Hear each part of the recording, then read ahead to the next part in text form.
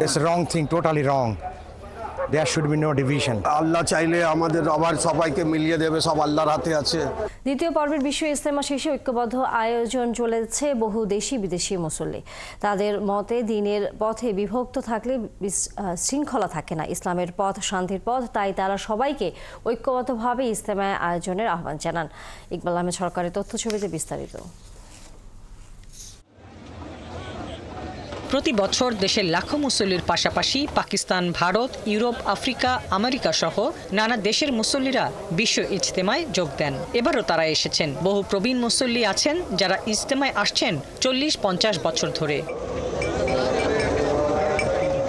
তবে সাম্প্রতিক বিভক্তিমূলক ইজতেমার আয়োজনে তাদের অনেকেই অসন্তুষ্টি জানিয়েছেন।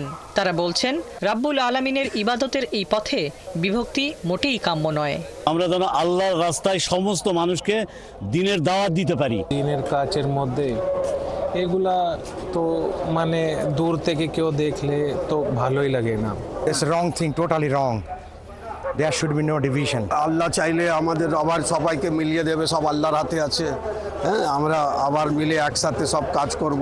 তাবলিগের আয়োজকরা বলছেন, সুষ্ঠুভাবে এবারের ইজতেমা শেষ হলো। তারাও চান অবসান হোক ইজতেমার দলমতের বিভক্তি।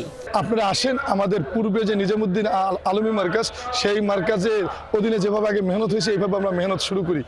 এভাবে তারা চিঠির কোনো সদুত্তর তারা দিতে পারে নাই।